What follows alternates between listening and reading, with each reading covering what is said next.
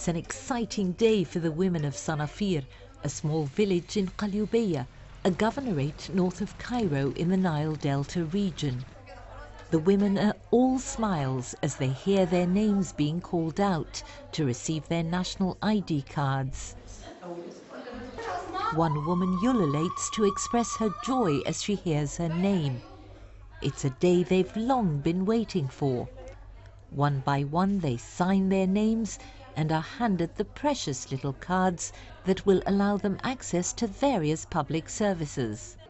I can now register my children in school and buy a small plot of land. I feel safer and more secure with an ID. I'm getting married after the feast. I will use my ID for the marriage certificate. Without an ID, I had no rights. I shall now be able to issue a health certificate. These women will now finally have access to healthcare, education, and other basic social rights. Under a new campaign called Your ID, Your Rights, national IDs are being issued to 2 million women for free. The campaign is part of a broader citizenship initiative, a 3-year project which aims to provide IDs to women who do not have them, so as to ensure their basic rights as citizens during the democratic transformation in Egypt.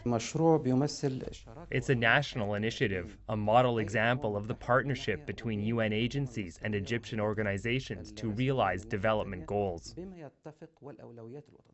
Indeed, the campaign is the collaborative effort of the Egyptian Ministry of State for Administrative Development, the Ministries of Interior and Foreign Affairs, UN Women, UNDP, and the Social Fund for Development. We are starting with a pilot project in Qalioubiah Governorate where 40,000 women had no ID cards. It took 2 months to identify the women who don't have national IDs. We got them to fill applications which have been sent to the civil registry. We are bringing this service right to their doorstep to make it easy on the women. Community leaders have in recent months gone from door to door in villages in Qalyoubeya, raising awareness about the campaign and the importance of having a national ID. The women were asked to gather at the Wahab Public Health Centre to have their photographs taken and to fill application forms. All that was required was their birth certificates and a copy of the IDs of their fathers or husbands. The women are thrilled, says Seneh Gameluddin of the Red Crescent. We've gathered more than 120 applications. I will now be able to collect my father's pension each month, says this young girl. These women are all waiting outside the post office in the working class district of Shubra to collect the monthly pensions of their deceased husbands or fathers. They show off their ID cards, without which it wouldn't be possible to get the cash. The women say the IDs have also enabled them to own land, buy and sell assets, and inherit from deceased family members. And the IDs also allow the women to be politically active, as having IDs will give them an opportunity to vote in elections. Indeed, having ID cards will enable poor women in rural and deprived areas to have an impact on the political process as voters.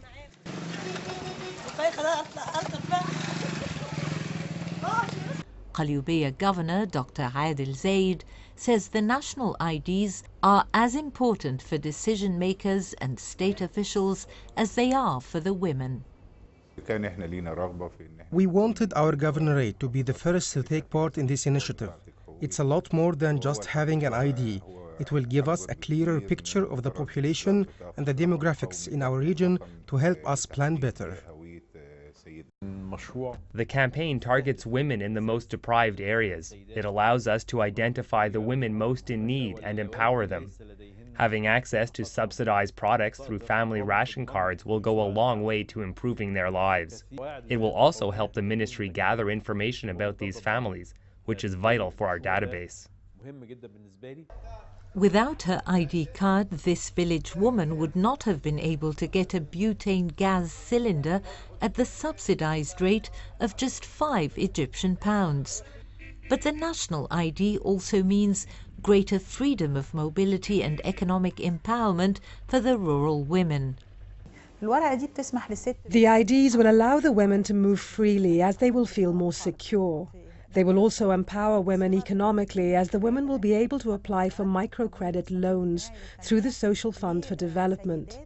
Civil society organizations can help the women improve their skills if they own small businesses or workshops. We can also help them find jobs. The number of unemployed women is 4 times that of men in Egypt. Thousands of poor women are benefiting from the Social Fund's microcredit project, which has been helping women boost the family income. Fatma Shaben, who works in the garments trade in a popular market, explains how the credit has made a difference to her life. I got my first loan 4 years ago, and it meant I could expand my business and earn more money. I'm now economically independent.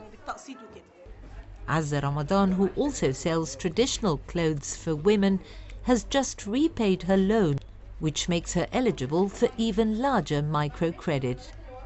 This will be my second loan. I now feel I have more influence in my community.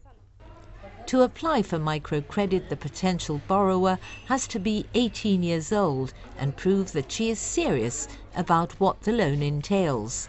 But to have access to the funds many of them badly need to sustain their families, it is essential that the women carry ID cards.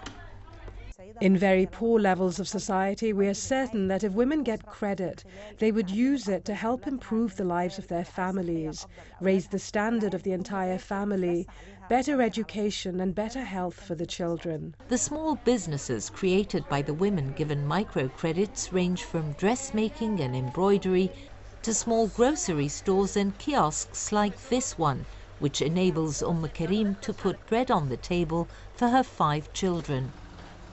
Campaign members say the project is a step forward in empowering Egyptian women socially, economically and politically. Thousands of marginalized women in Qalioubeya are now the proud owners of national IDs. But it will be a while yet before all 4 million women in Egypt who are without national IDs can get their cards and their rights.